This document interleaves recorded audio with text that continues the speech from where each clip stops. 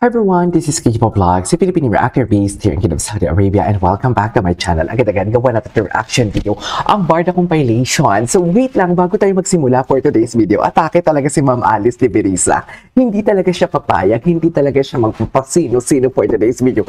Maraming salamat naman ma'am sa 2,500 na pa-birthday gift mo sa akin. Thank you so much. Gabi pagkagising ko, hala, ma'am, inimbita lang naman kita.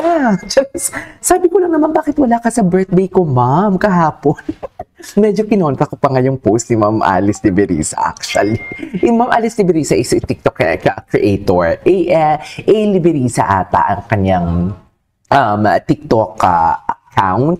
So, isa sa mga barda na mga nagmamahal din. Isa sa mga defender na barda. So, maraming salamat, Ma'am Alice, sa iyong parigalo sa akin na 2,500 or $50 sa akin. Hindi mo kaya, pagkagising ko talaga ng umaga, ay yun talaga agad. Pero wait lang, may bago pang chismis for today's video.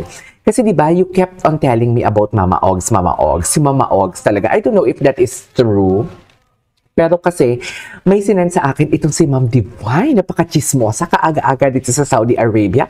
Hinahatiran ako ng chismis for today's video. Alam mo ba yun, kakagising ko lang, bukod sa nakita ko ang pachicha ni Ma'am Alice Liberisa. Ma'am Alice, thank you ha, medyo kinontra ko pa nga. Kasi yung post niya kahapon, di ba? Medyo kinontra ko na, ma'am, nagtatrabaho lang sila, ganun-ganun, pero hindi. Mahal talaga ako ni Ma'am Alice Liberisa for today's video. Kahit kinontra ko ang post niya na, trabaho lang naman yan, ma'am, and everything. Hindi niya ginagamit si Barbie. Mabait si Jameson, pero hindi. Hindi siya nagpatinag sa akin. Nagbigay talaga siya for today's video ng pang-chicha. Hindi mo kaya yon.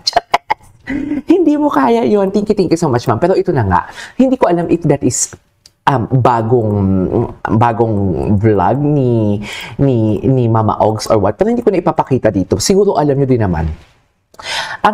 Basta ang atake ko dyan, ayaw papigil ni Mama Ogs talaga. No? Grabe si Mama Ogie. Well, kasi kung may papaniwalaan man tayo, I mean, di ba sabi ko nga sa inyo, that is not our story to tell for today's video. So basically, kung ano man ang niche kasi ng channel ko talaga is reaction video. So, hindi talaga ako yung tipong, what do you call this? Yung tipong magchichismis dito or magsispill lang dito. Pero kasi, how do you say that? Paano ko ba?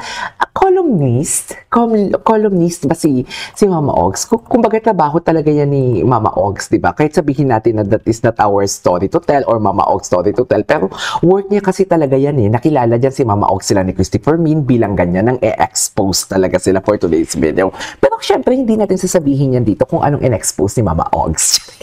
Basta, hinatiran lang ako ng chismis. Hindi kasi ako nanonood kay Mama Ogs talaga ng channel. Kasi parang ayoko naman tipong mag-a-agree ako sa kanya. Ayoko naman yung tipong magkakaroon ako ng idea. Kasi usually talaga, ang reaction ko are on the spot. So, yung tipong ayoko ma-impluwensyahan yung thoughts and opinion ko about sa reaction na ginagawa ko. Kaya usually talaga, on the spot talaga ako. Pero itong si Ma'am Divine for today's video, Diyos ko, kaaga-aga, hinatiran ako ng chismis. Feeling ko luma na din naman yun kasi nakikita ko naman yan sa mga comment section ninyo kung ano yung sinabi ni Mama Ogs about kay Jameson Blake, diba? Pero wag na natin yan i-expose dito for today's video kasi mabait naman si Jameson. Nagtatrabaho lang naman yan si Jameson. Bakit ninyo inaway? Pero what I'm trying to say is hindi naman siguro yung chinika ni Mama Ogs para sirain si Jameson. Diba? Hindi naman siguro chinika yun ni Mama Ogs para, how do I say this? Hindi para sirain eh. Chinika lang siguro ni Mama, hindi yung chinika ni Mama Ogs dahil pro-barda siya. Chinika niya yon because yun yung alam niya, yun yung totoo. Pero kasi, as what I have said, I cannot blame Mama Ogs kung chinika niya man yun or whatnot because hindi lang maybe, kundi trabaho talaga yan ni Mama Ogie. Diba? Trabaho niya talaga yun mag-e-expose. Yung trabaho niya mapa-GMA man, mapaano. Siya showbiz siya, diba? Showbiz siya, hindi siya hawak ng ABS. Hindi siya hawak ng GMA. Basta showbiz siya. So basically, hindi natin yan siya mapipigilan kung ano man ang e-expose niya for today's video. Mas naniniwala pa ako kay Mama Ogs kaysa sa Marites University, no? Sino ba yung Marites na University? 'Di ba? Mas naniniwala ako, mas credible si Marites University, si Mama Ox kaysa sa Marites University, sa totoo lang. But then again, ito na nga kahapon, nag-date. May nag-date kahapon. So basically, nag-date si Bea Binene and Barbie Fortesa and Kylene Alcantara din, nag-date din sila. So, i-check natin ang kanilang mga Instagram stories and everything because why not, 'di ba? Sana natauhan na din yung mga barson. Ang sinasabi ko kahapon, 'di ba? Kung una, naging barson kayo because sa kanilang mga holding hands sa gala night, tama ako? Naging barson kayo kasi what do you call this? Nakita niyo na nagdi-date ang Barbie and Jameson Kuno sa isang sinihan na mag-holding hands, tama? Naging barson kayo because overflowing ang chemistry nila nang nag-jogging sila kasi best in holding hands sila, tama? Pero contradicting kasi sa sinabi ni Jameson sa interviews niya, 3 beses, sa interviews niya, una sinabi niya friends lang sila. That interview was, basta sinabi niya friends lang sila. And then the second one, yun yung fan service na gala. The third one, yung getting to know each other. Diba? So saan ka maniniwala doon? Kasi obvious na yung holding hands nila sa pangalawa, sa second, sa 1, 2, 3, sa second na yan, obvious na fan service talaga. Hindi ko sinisira That is only my analysis. Kung yan yung gusto nyong, kung kinikilig kayo sa barson and everything, okay, go. Sino ba naman ako? Para pigilan kayo. Pero wag nyo naman kami kontrahin. Kung may barda kami, kung may barson kayo, wag nyo naman kami kontrahin. Hindi namin kayo kinokontra. Diba? Actually, hindi ko naman dapat i-analyze yan Hindi ko naman dapat i-chika yan dito Kaso nga lang, tinitrigger nyo ako Kayo mga barson, nang-titrigger kasi kayo for today's video. Pero okay lang. Last na trigger na yan. Hindi ko na kayo papansinin. Kasi, si Mama Ox kasi inispill na talaga ng ang tea. Alam niyo din naman yan. Alam niyo din naman yan kung anong chinika ni Mama Ox. Pero sinisita ko nga kayo, di ba? Hayaan niyo na si Mama Ox. Okay? Sabi ko nga sa inyo, hayaan niyo si Mama Ox, hayaan niyo ako.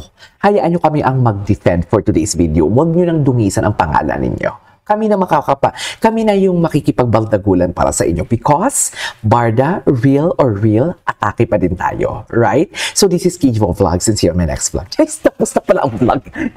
Best in chismis, tapos na pala ang vlog. Tuloy natin to. Ano ang atake ni Barbie? Ay, Diyos ko, si Ruby Rodriguez, si Barbie nung siya pa si Bratty? Eting kabisote. Diyos ko, ibang-iba pa yung boses nito. Ito talaga dati yung mga sound and musical sound core ng kahit kay Chris Aquino, ganyan yung boses ni Chris. Sa totoo lang. Ay, ano nangyari? I'm Bratty. Isa mang Ken na inaanak pa.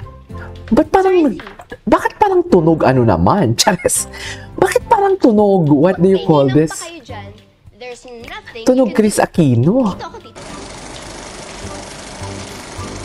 O, diba?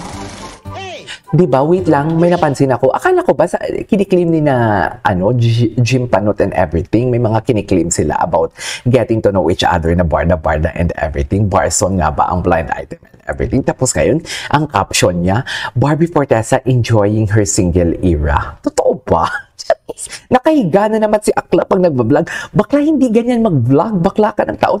Tapos yung camera mo, i-landscape mo, hindi portrait. Diyos ko! Bakla ka ng taon, hindi ka talaga marunong. Dapat ang skill mo, Akla, ang skill mo, ang canvas, naka 1280 by 1080. Ayan na, tagal-tagal mo ng content creator, hindi mo pa alam yan. Akla ka talaga ng taon, ginigigil mo ko. Kailangan mo pa talagang turuan, o di ba? Tinuturuan kita para maging maayos ka. Para maganda din naman yung vlog mo for today's video. Ganyan dapat, kahit sabihin mong inaatake mo kami. Siyempre may kindness pa din dapat para kainin ka ng konsensya mo. Ginigil trip lang kita. Pero hindi, seryoso, Jim Barda Angeles City Etchos Garbanzos. Sinasabi ko sa iyo, kung mag-vlog ka, dapat ang output niya or ang canvas niya, it's 120 over 1 or by 1080 para landscape siya. Hindi siya portrait tingnan sa video mo. Okay? Tuturuan kita. Ano ba yan? Naging content creator ka. Tagal-tagal. Sayang dahil yung 70,000 subscribers mo kung ganyan ka. Totoo lang, hindi na madadagdagan yan. Charis. party Diba? eh. Ano na naman to, Barbie? Bakit? Kasi, naglayas ako sa amin. Diyos ko, bakit And parang you know why? parang ngongo naman dito si Kasi my dad Barbie? doesn't want me to go with my friends to Bora. Ay, And I'm atake. like, so... Ay, ang arte mo dito, ha? Nanggigigil ako sa'yo. Nanggigigil ako sa'yo for today's video, Barbie, ha? Ay, Kontrabida Academy, kay Solen Yusuf ata to. O, nag-date sila ni Kailin Alcantara. Huwag niyo akong ichika-chika for today's video. Right? So, yeah, that is our for today's video. Ang saya naman ng Barbie natin. Parang baby talaga si Barbie, no? Baby talaga siya. So, true lang. This is KG Vlogs. This is my next vlog. Marami pa tayong i-debunk. Marami pa tayong ichichika dito. Diba?